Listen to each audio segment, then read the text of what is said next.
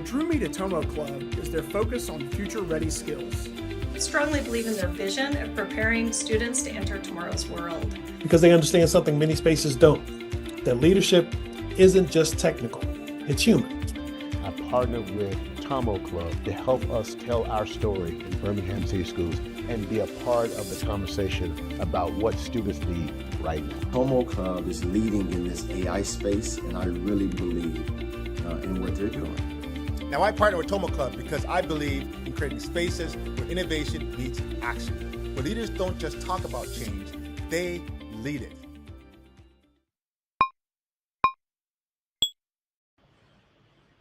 Hello and welcome to the final part of Leaders of Tomorrow ebook. Today I'm joined by two powerful authors whose chapters have made a significant impact for our readers. So I'm joined today by Dr. Mark and Dr. Noel. So Dr. Mark inherited a system that wasn't working and had to convince a community to let him change it, whereas Dr. Noel had two communities walk away from what they had built so far and do something entirely new together. So please join me in welcoming the panelists for today, Dr. Mark and Dr. Noel. We are very honored to have you on the show, Dr. Mark and Dr. Noel. How are you doing today? Well, I'm doing great, and I appreciate Tomo Club for giving us an opportunity just to share out some of the things that we are doing in Birmingham City Schools and some of the challenges that we face, and as well as some of the solutions that we came up with to address those challenges. Thank you so much. And Dr. Noel, any opening No, thoughts? and I appreciate being here with Tomo Club. I'm at a place where I'm not getting video, so I apologize for that, but I'm very excited to be here to share with Dr. Sullivan what happened here and kind of see how things are similar, changing, and how they change differently.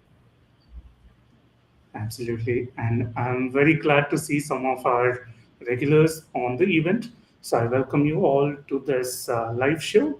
And we are also excited for this series. We have had a lot of different guests and authors share their views and opinions. So let's jump in to our first theme of the day, which is the bed.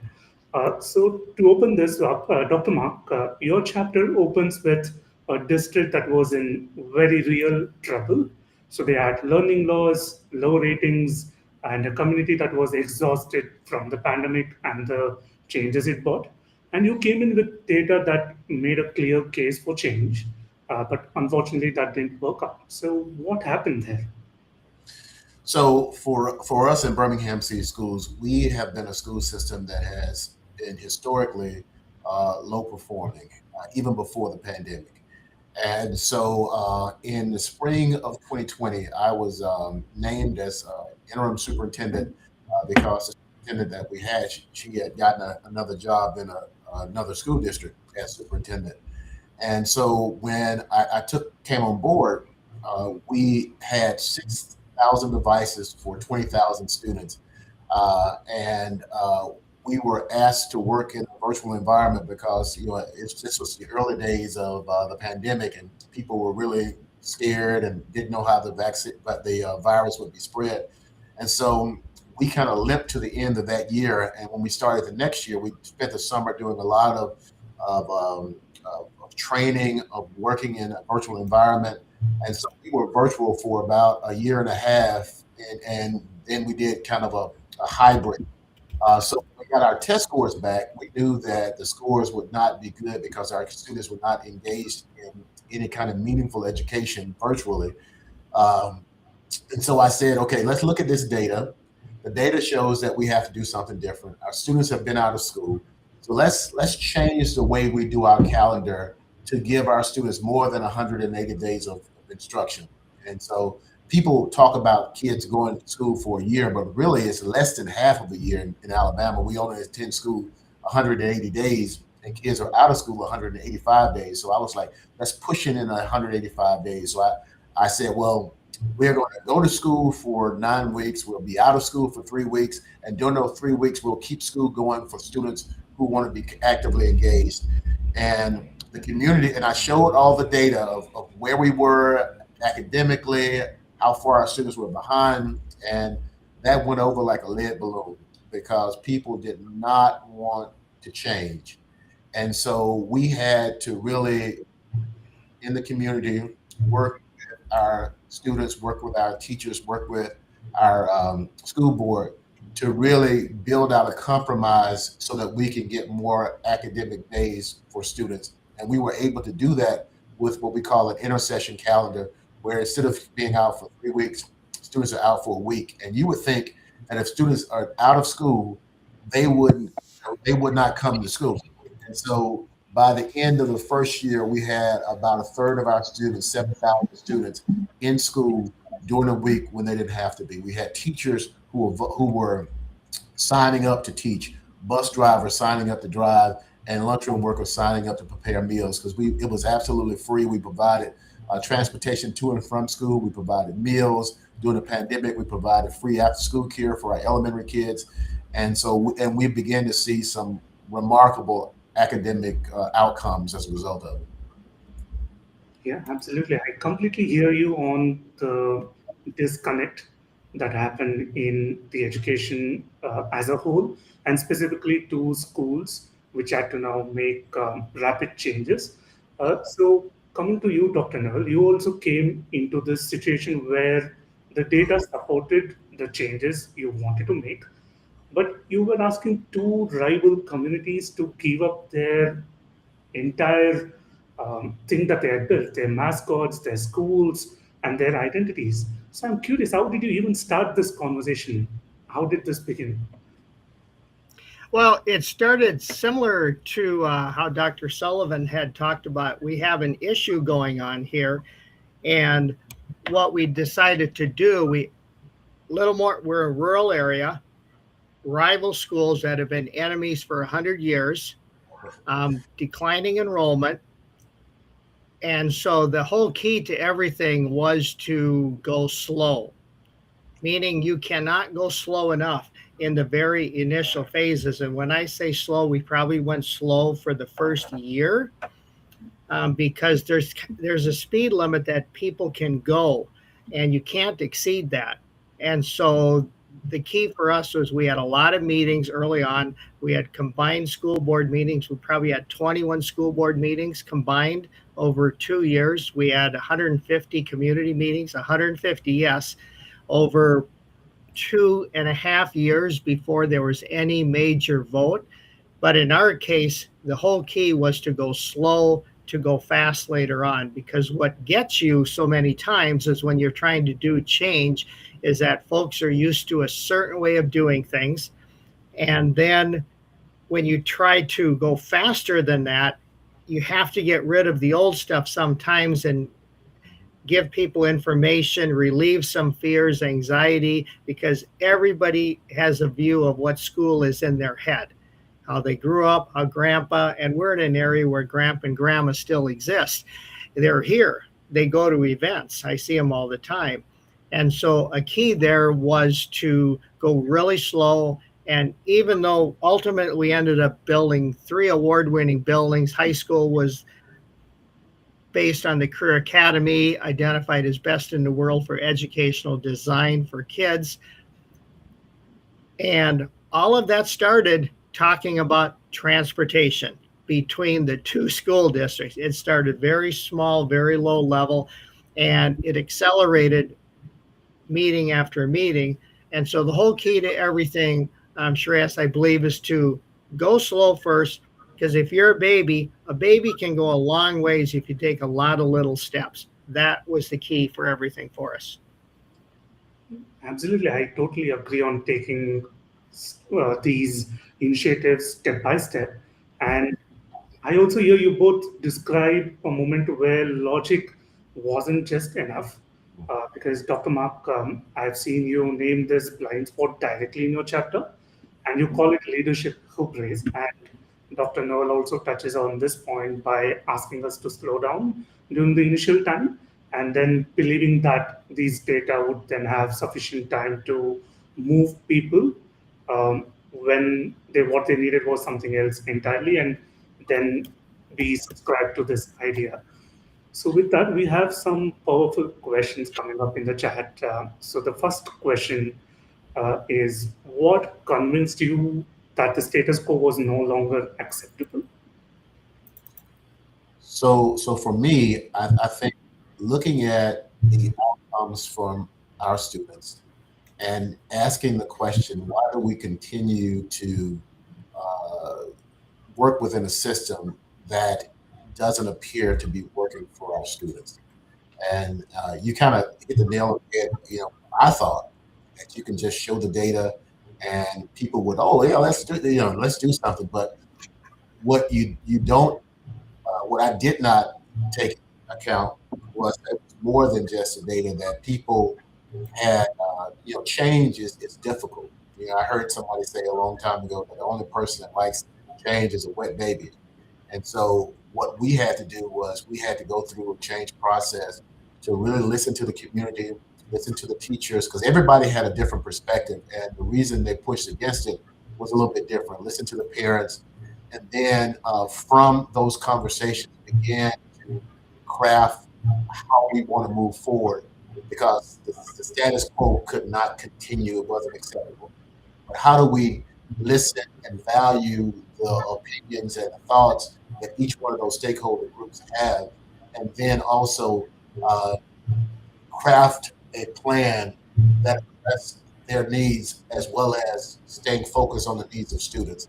And so that was one of the things that we had to do. And like you said, the status quo, doing the same things when we were highly unsuccessful, continuing that was a non-starter for me. And so it went on, and we made the case, and we changed some of the terminology that we use, and we were able to get the majority of our school board on board. We were able to get the majority of the community on board, and now the calendar that we have is kind of like part of our DNA. And at the beginning, it was so foreign to many people. Absolutely. Anything you'd like to add, Dr. Noel? Yeah, that's an excellent point there. Whose data is it? And whose are you looking at? Because what happens in communities, you find that everybody has a different set of data they're looking at. And so you first have to agree upon what is the data that we're looking at. And that takes you a while, and you have to work with the people who don't want change. You have to find out, what data are you looking at? How do you want to do? And on the question that the viewer put in there on the status quo, is you have to shift and talk to people to find out what data they think are important. Because if you don't find the data that the community thinks is important, you're going to miss it. Yeah. Because you have to start with where the community is viewing things and the data they believe is important. And if you can get there and figure that out, then you got a shot. Then you got a chance. But it's hard at the very, you got to talk to a lot of people, and you have to talk to not only the people who are talking the loudest, but you have to find out who's not talking. Who in our community are we not hearing from? Because they're a critical role, and you have to get past that noise of the first group who they're the no. I'm okay in my bubble. I don't want to change. Yeah, absolutely. I think it is very important to have the beliefs of the community and back it up with sufficient data to ensure that the change is as smooth as possible, because it's only common for people to resist change. So I think great points over there. And I do have this follow-up question, which is also brought up by our audience. So was there ever a time where you felt this is just not going to work and you considered abandoning these ideas? Well, I'll tell you, for me, there was a time, because when if you read this chapter, this is something that we were working on with my cabinet, and we kind of lost the narrative, because while we were trying to build out what a year-round calendar would look like, the narrative had already gotten out into the community, and so we kind of gotten behind the narrative. And so many of my school board members were getting phone calls about, no, we don't want to do this. and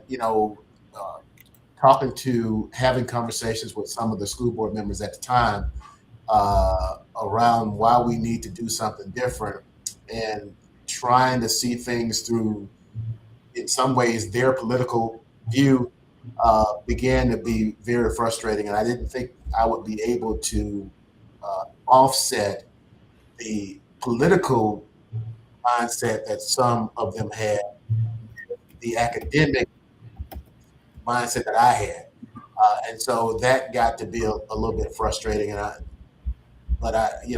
it's really interesting. At the time when I was feeling like this would not be something that we could do, I was, one of the things I do on Sunday mornings is I watch the Sunday morning talk shows and political talk shows. And I was watching Fareed Zakaria, and he had a segment on about what American schools needed to do post-pandemic. One of the things that he mentioned was that the 9-month calendar with 3 months off during the summer is an aberration. That's the word he used on the world stage. And that most industrialized countries don't have 3 months off in the summer. And he kind of laid the case out for why we need to do something different. Instead, if in the middle of a global pandemic where the whole world is shut down, basically, if you can't do something different now, when can you do something different? And I just felt like, okay, he was speaking to me, and we kept pushing forward. Absolutely. Dr. Noel? I think when you're looking at is something going to go or is it not going to go, you do have to sometimes change your initial thought. You have to modify it occasionally. And if you don't do this, you're going to run into trouble, because sometimes what you think is going to work at the very beginning, there's reasons why you need to shift. And so, but I think if you tell people, and you have to over communicate on these points, why things are happening, how you need to shift, that's really, really important, because otherwise the first thing you're going to hear is, oh, you changed your mind. Now you're doing something differently. Whose idea was that? It was a bad idea at the very beginning.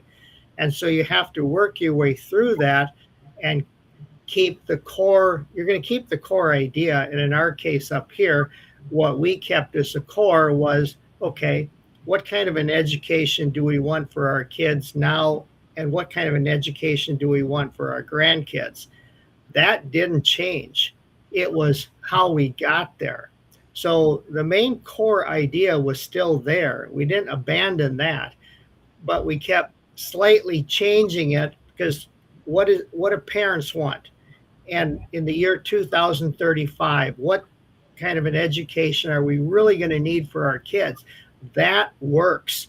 That message works with the average typical person. They get it as long as you keep the core, but you have to be able to shift around the outside, and then you got a chance, and the community will go with you. I think that is an excellent point, because that's exactly what we did. The thought that we had from the beginning, the plan that we had in the beginning, was not ultimately what we did in the end, but we kept, okay, our core was, how do we give students more academic days beyond the 180? We wanted to push into the 185 days that they were out of school.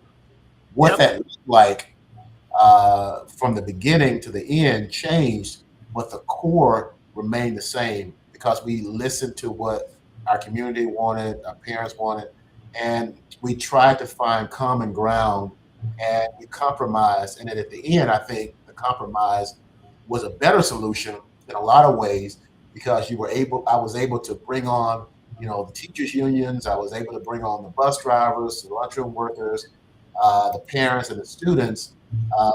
Whereas if I had just stuck to my guns at the beginning, I think I would have lost some of that stakeholder. And so, but we kept the core.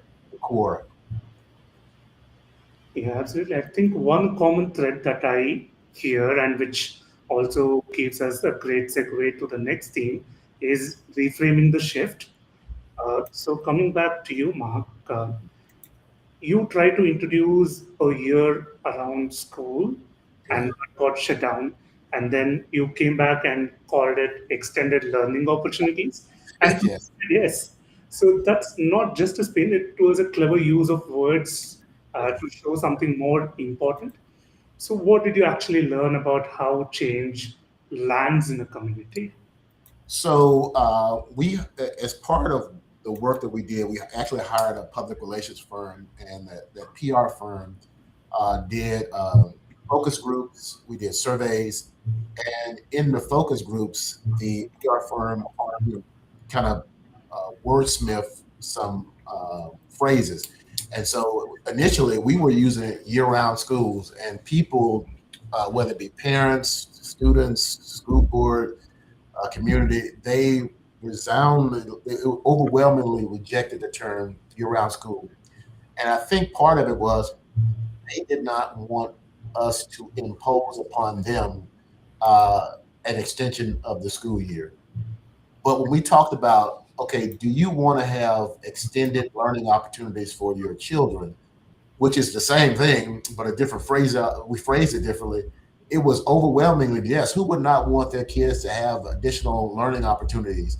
And so when we began to rephrase it and we began to push that narrative about extended learning opportunities beyond just your regular school days, parents kind of jumped on board and were all for that. And so we did have a few modifications in the number of days, but those extended learning opportunities really sounds better, and it gave parents more agency than year-round school. Yeah, I absolutely love how this small reframe and giving parents the agency to make decisions for their own children brought about this change.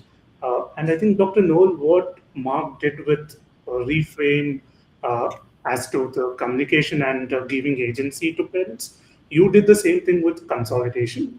So you weren't asking people to close their schools, you were more likely to ask them to build something better for their own children. So how did you hold this framing with the resistance when it got personal? Well, that's an excellent question, and Mark's bringing up a problem that every superintendent or every school leader is going to run into. People have views of how things work, and sometimes if you look at it from a different angle, reframe it, change the language, because language matters. It does. You can go places that you could not go before. So, for example, in our case, what we ended up doing was demolishing the equivalent of 53 city blocks of old school buildings that had lead in the pipes, poor room structures for us to do project-based learning, and the things that our kids were going to need doing, built 3 new buildings. If I would have said, hey, when I first showed up and got there, hey, our buildings aren't very good, let's tear them all down, 53 city blocks worth, and then let's build 3 new buildings. Oh, by the way, let's consolidate the districts and get everybody together. Let's put the school boards together, one teachers union, one union of everything. There is no way that would have happened had I said that at the very beginning. So you have to reframe it as, in our way, the reframe was, what is the education that our kids need for the future? How do we get there? And as soon as we had some groups look at that, at where education was going and the kind of education they wanted for their kids, where we are, they really liked the Career Academy. That took off because I'm in a rural, practical, hands-on area. That made a lot of sense to people. And as soon as they saw a vision, I didn't call it a vision, but as soon as they locked onto that and they're going, whoa, now we reframed the traditional school structure into a career academy with project-based learning and critical thinking. We don't have the facilities to do this. That's when everything changes. So the framing is really, really important. And I think that is, you hit the nail on the head, because once we moved to extended learning opportunities, then we were able to have the second part of that conversation was defining what that was. And so right now we're having during those intercession periods, we have ACT prep, we have credit advancement. Our students who speak a language other than English, those students get additional support, and we're building out the skill of biliteracy with those students. Kids who are behind, those students can get caught up. So it was something. We had drama camps. We have social emotional learning camps. So it's something for everybody. But we had to change the narrative to get to all of those opportunities that parents wanted for their children. But the language in the beginning kind of shut everything down before we get started. Yeah, I think there is one other aspect that I want to build apart from what you both said, which is highly relevant. So I also feel this only works when you are confident in your leadership qualities and you also translate this to your community and see them for what you are. So having said that, I have a wonderful question from our audience. What has been the biggest proving point for you to answer as a leader? I'll start on that one. The biggest proving point for you to answer as a leader in my setting where I was, it was frankly at the very initial, it was getting around the people who didn't want to do anything. I'm just going to call them the no group. They're everywhere. No, no, no, no, no, I'm not going to do this. This was a major issue at the very first because they're very loud, they talk a lot, and they're very sure that they're right. And they tend to drown everybody else out. And so wherever you are in the United States or whoever's listening around the world, this is a big problem. So you have to figure out, first of all, what they're saying, but then you also have to go to what I said earlier, who's not talking? What are they really thinking?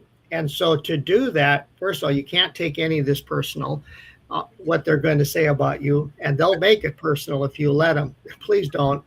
They're just saying stuff. And so you have to get around them. And we did that we did surveys. We had multiple community meetings in places we knew people would show up who are not going to come to a school board meeting.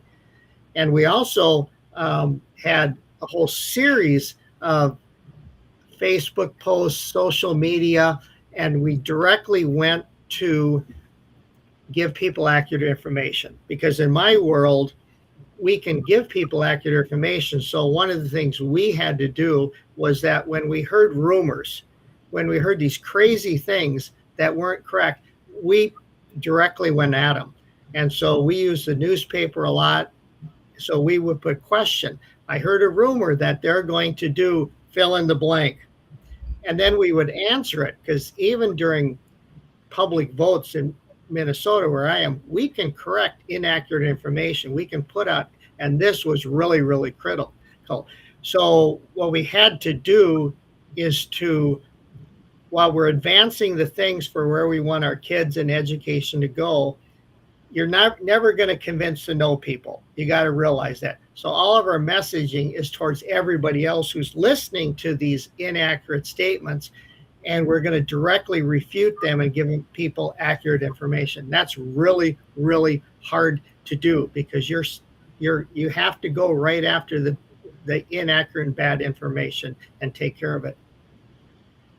I think that is absolutely right. It's that no group, and that no group, they give the appearance that they're larger than what they actually are, because they use social media very well. And and so the fear sometimes is that your school board or the community may think that there is more opposition than there actually is. And so just staying focused on those talking points, clearing up any kind of misinformation that's put out there, because oftentimes the no group has all of these conspiracies as the real reason why they want to change the calendar is to blah, blah, blah, blah, blah. But it's, and being able to just consistently stay on message, and then, as you indicated, not take things personally, because they will just try to attack your character around trying to do what you feel or what you think is in the best interest of children? I think the bottom line for me with what you both answered is to be resilient and not take it in any way personally, because otherwise you just start showing the same energy, and sometimes it does become resentful. And to add to that, being collaborative and communicative is very key to ensuring that the community just starts moving alongside you, and that definitely happens with time. So, which brings us to the next theme, which is very critical, and I think one of the most beautiful aspects of how this chapter is shaped, which is the theme called "What You Built." So we have Dr. Neil. You talked about what came out from the other side, and you built a high school that was named the best educationally designed school in the world in 2025. Congratulations for that. So that's a very remarkable thing. But the design choices you made, whether it might be the career academies, the culture of thinking, or even the culture of failure, which is just as critical, those aren't very typical. So, walk us through what a day in your school actually looks like. So happy to do that. And for those who are listening, just go to the Rockridge Public Schools, Minnesota. You'll see click on the high schools. You'll see some videos. Go through it. It's mind blowing what you're going to see. It's the direction that schools are heading. So here's what a typical school day for a kid. When you're walking through the building, first thing you're going to notice is there's a lot of glass. So I can stand in 6 different areas, and in each one of those areas, I can see 6 different classrooms going on right now. You can't hide what you're doing in class. And so there is more pressure on teachers because teachers see other teachers. And what we've learned is that eventually everybody gets used to it. The second thing you're going to notice, there's a lot of different sized rooms. There's double classrooms, there's single classrooms, there's small groups, there's medium breakout rooms. And so there's a whole variety, because in the reality is in the world of work, and unless you're rich, everybody's got to work somewhere, do something. Most work sites, you work with groups of people, but then you go work by yourself or a smaller group. You work with a large group, medium, small group. You're working with a whole variety of people. So we put a whole bunch of different size rooms in there to make things possible. And one thing we learned, and we saw a bunch of other schools around the country, they said, build double classrooms. Biggest mistake we made, we need bigger areas if 2 or 3 classrooms want to get together. So we did. The other things you're going to need is that the current tech ed is on steroids here. We have wood shop, metal shop, laser, engraving, auto shop, welding. And we did that because we talked to other schools who are building new schools, and they all said the same thing. If you do anything wrong, you're going to underbuild your current tech areas, and they're expensive. I get that. So, but they're massive. We have a huge crane that can move multiple ton pieces of equipment in our high school shop from one end to the other, because where I am, people work on big engines and things like that. And then in addition, we put in, there's a CNA lab so kids can learn those skills, EMT labs. And then what also is different is that you're going to run our media center, for example. We put our media center in a hallway. So usually they're in a corner and you have to try and figure out where's the librarian or where's the media specialist. We put them right in the hallway, kind of like Barnes and Noble concept. So when the kids are moving from one point to another, they have to go through our media center. They have to see rows of books. We did the same thing with our art, hands-on art, different types of art.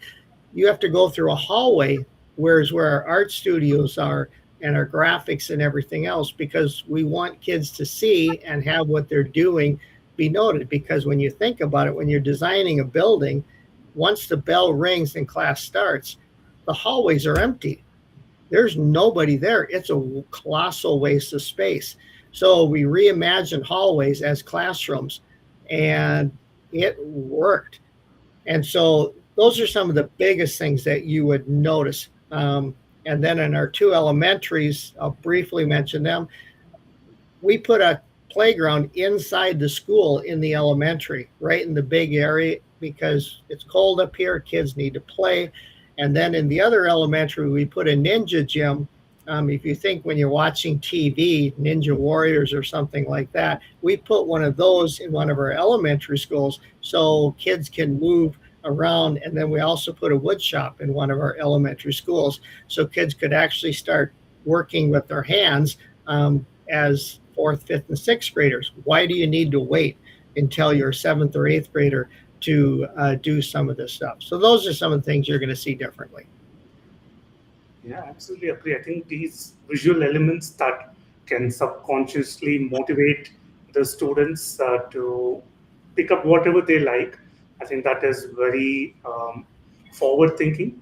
And coming to you, Dr. Mark, I think the Birmingham City School story is equally striking.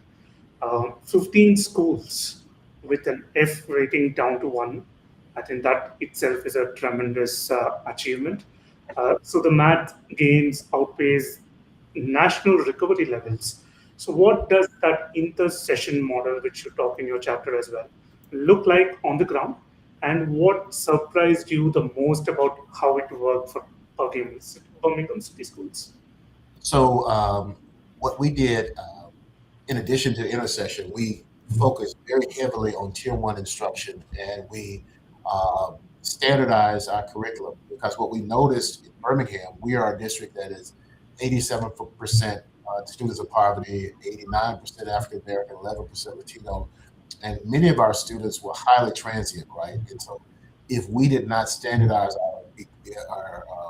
our curriculum, then students would move from one school to the next, and they basically had to start all over again, and those students would get further behind. And so what our intercession did for us, it provided us with additional time to be really descriptive towards individual students who need additional supports as well. And that's all along that spectrum, whether that be students who are behind in reading or students who may be advanced. So we were able to use those 3-week-long periods during the school year, and then the summer intercession is 20 days, where we could have literacy camps, numeracy camps. We could really dive deep into the needs of students, and then we standardize our formative assessments across our school district. And so in 2023, we had 15 schools that were rated as an F, which was the largest number in the state of Alabama. And by 2025, we had cut that down to 1. And so, and we had the highest score on our state report card in the history of the school district. And so we reduced our chronic absenteeism from 29% to under 14% within 2 years. Kids wanted to come to school. And not only did they want to come to school, they wanted to come to school even when they didn't have to come to school during our intercession periods. And so I think intercession helped us to think differently, so that when we brought other things into to play, like what if we did this, what if we did that, then I think our more traditional teachers, principals began to be more innovative when they saw that what we did began to work, and you begin to see the data behind the interventions that we're putting in place. And so we're excited about the improvements that we've made over the last few years.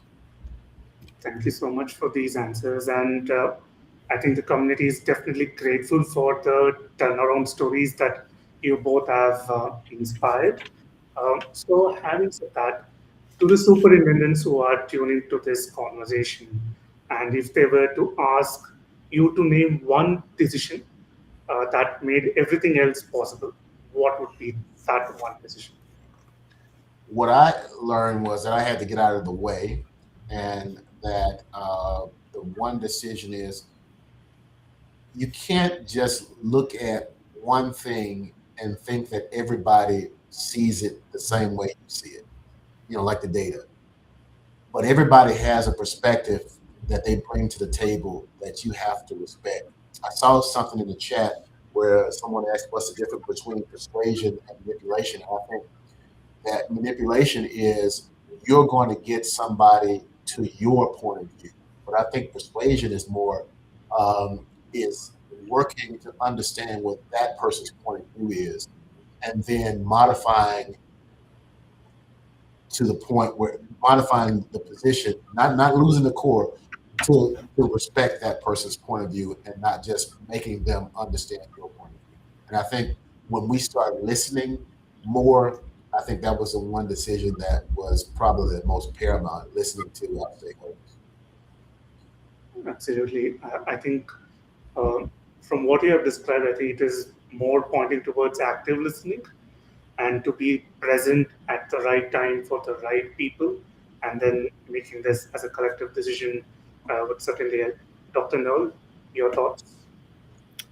I think the one thing to especially pay attention is because I think sometimes we read too many leadership books, and we think that we must lead, we must be the leader. It's our road or the highway. We're the visionary makers. We're the ones who do that, and I get that. Why we all need to learn what the good leaders are doing and how to do it. But leadership in the real world, it's diffused. It's everywhere. And so what you kind of have to do, and in my case, is that I probably talked to over 150 people individually and said, hey, what's going on? What do you think about this? Just to find out what they were thinking. And you got to find the leaders in the pockets, because all over your community, there's different kinds of leaders that people look up to. And then you keep asking after you're done talking to them, you say, okay, who do I need to talk to? And they're going to give you a name. And then you just meet with them one-on-one. Don't bring a camera with you. Don't bring anything like that. Don't bring spreadsheets or anything like that. Just talk to them and listen to them as a real human being. And if you do that first, when you get to the parts when you're looking for committees and people to work together on different kind of things, it's way easier, because then they know you have a sense of that. And so the biggest walk away, and this goes along with my theme of go slow at the first part of it to go fast later on. Because once you find those leaders, and again, you got to ask, who's not talking? Where do I need to go to find out what those other folks are talking about? That was the key. So find out where your diffused leaders are, and you kind of need to get over yourself. You can't think of yourself as the one who's got to do it all. You're just managing things. You're just helping move things along. I think that's almost how you have to look at it. And then you build support, 1, 10, 20 people at a time. And that thing slowly starts picking up speed with your messages and everything else. And then most people will go, yeah, why shouldn't we do that? I think that's a great decision. But if you can get them to say they made the decision, it was their idea, that they wanted to do it, you don't need to be on the front of the stage. You can be in the background helping people. Yeah, absolutely. I think bringing that energetic buy-in from the community as a whole, and for you to be a servant leader, delegating the tasks that can be done or handled by somebody in the community, the diffuse leadership that you talked about. I think that brings us well to the final theme, which is why nothing changes. So, Dr. Mark, I know you know where I'm going to take this further. So you talk about why this is so hard to actually do it at scale. Yet you got the results that most districts would celebrate for years. And that traditional school calendar is still the norm everywhere else. So why doesn't this proof travel fast? So one thing is hard, as indicated, you have to really meet with a lot of different stakeholder groups and really give value to what they feel or think. I think human beings are naturally, they are they fall into comfort zones, and change pushes people outside of their comfort zones. People sometimes are afraid of something different and where they will fit into the difference. And so they just resist change, and people are they set in their ways. And one of the things that we kept pushing during the time when we were looking at this calendar was that we cannot look at the future through the rearview mirror. We cannot let nostalgia drive our decisions. And we just feel like sometimes people, when you bring something new, I think it's a natural inclination to be skeptical and want the status quo to continue. And pushing people out of their comfort zone is very difficult. And so I think that's why it's difficult to make change. And sometimes leaders don't. They get a little bit of resistance, and then you back off, and without really digging into why people resist change. When you start listening to them, they really want to do something different. They just are afraid to step out there and make that happen.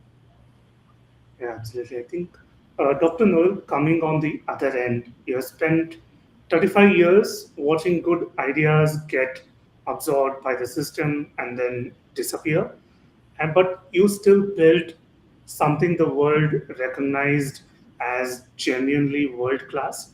So do you think that what you built can be replicated, or did it only work because you had specific people which you identified were present at the right place at the right moment? I'm going to piggyback on something Mark's just said, something really, really important. Resistance appears, and then we as leaders tend to back off. Somebody doesn't want to do something, we back off. When you get resistance, it really means, hey, we have something here. What is going on?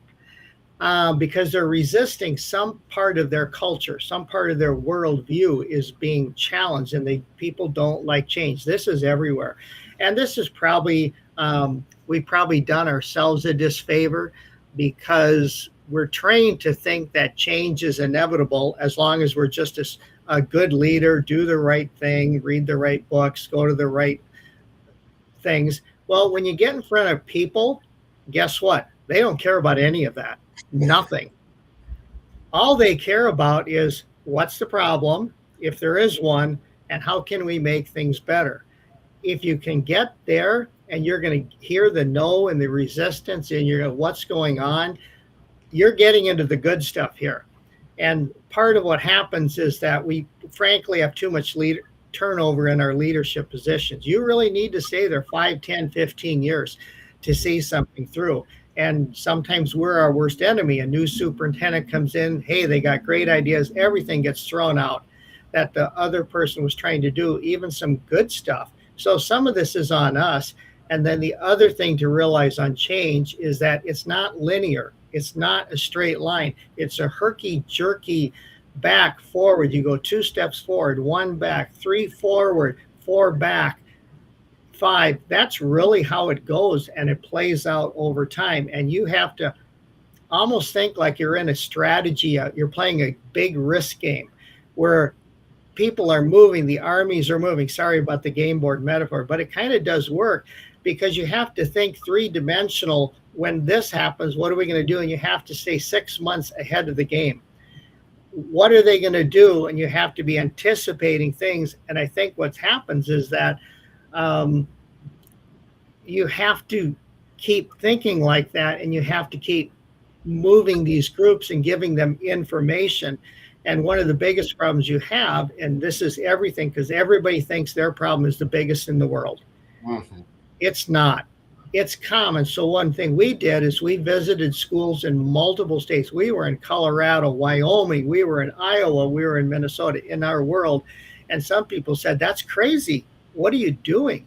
And I'm going, well, you know, we're about to spend $200 on buildings. Don't you think we should see what some of the best in the area have done? What's their different? Because in the local area, all you know is what you know. That's right.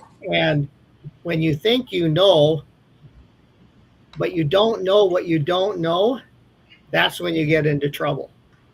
So you just got to stay with it. You're almost Cuban and Tyack. They wrote a book called Tinkering Through Utopia. That's really how change happens. You keep going, and you slowly change the system. Don't be in such a rush. You'll get there.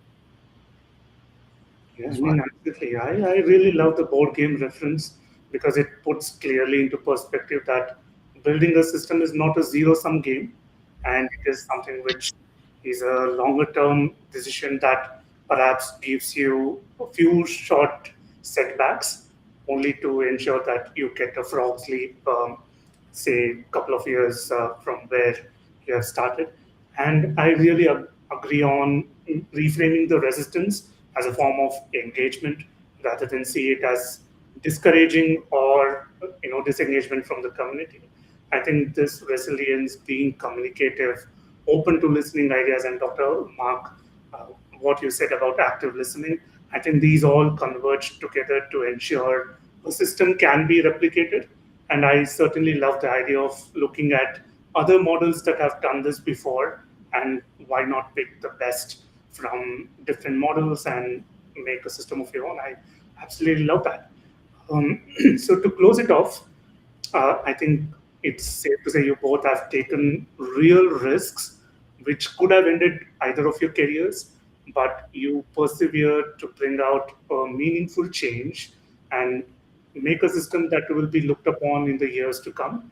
So what are your closing thoughts? And before you say that, we from Tomo Club and my team are really grateful for the contributions, and the chapters have great meaning, and there's definitely a multi-read. So I would request our audience to please download the ebook. It is available on our website, and I'll also display the QR code at the end of the event. Please read these chapters, understand what our authors are talking about, and they are always available for answering any follow-up questions. So coming to you, Dr. Mark, what are your closing thoughts? So I think we can do tough things in public education. We have to change the way public education is being delivered because it's not working for every child. And so that means that we have to be innovative, we have to be creative, and we have to be brave. And one of the things that I am very heartened by is that now that we're seeing positive results in our students who many people say can't achieve or don't want to achieve, and we're seeing that they are achieving, our students have a sense of pride, confidence, and that makes me feel like the work has been amazing. We in Birmingham City Schools, we say success starts here. And when I go to different schools, the kids start chanting, success starts here. That's something that didn't happen before, because they believe in themselves. And they believe in themselves because the adults around them made decisions that were intentional to support their learning. And we're beginning to see the results of that. So just have to be brave and stick your neck out there and do what's right for the right reasons. Absolutely. Dr. Noel? I think a really important thing to think is wherever you are, larger, small, rural, urban, is you have to build the dream and you have to have a leap of faith. At some time, you have to do both of those things, and it's not your dream, it's the dream of the community and where you want to go. But there is going to be a leap of faith at some point that this is going to work out. And at this point, you almost turn into a minister, a preacher, because you're helping people go through this psychological valley where we'll get to the other side. And so that's when you have to have those where it's going to be okay. This is what we're going to do. So have the dream, believe in the dream, help folks get there. There is going to be a leap of faith, and you're going to have to be a little bit. My dad was a minister, so I kind of understand that part of the world. You have to do those kinds of things. It's going to be okay. We're going to make it. Our kids are going to benefit from us. And then you got a real good shot at getting there. Yeah, absolutely. And Thank you so much for sharing your thoughts. We at Tomo Club have had an amazing journey hosting you and the 13 other authors that have written equally powerful chapters. So to our audience whose questions we may have not able to answer, we will try to get them as a reply in the comments. So please do download the ebook, take a read, quick read, share your thoughts, and we are always open to receiving feedback. And I'll be displaying the email to write your reviews. Please do share what you feel, what you felt was applicable to you. And if you have any questions, please do send us our way. We will try to get it answered and share the replies back to you. Dr. Mark, Dr. Noel, it has been a fantastic 1 hour of conversation. I have had a lot of insights reading the chapter and getting it answered live and sharing this panel with you. So really grateful for the contribution and congratulations on creating an amazing system that forms a role model for the superintendents that will come after you. So on that note, I will be leaving you, and we are really grateful for the contributions you have given to Tomo Club. Thank you. Thank you.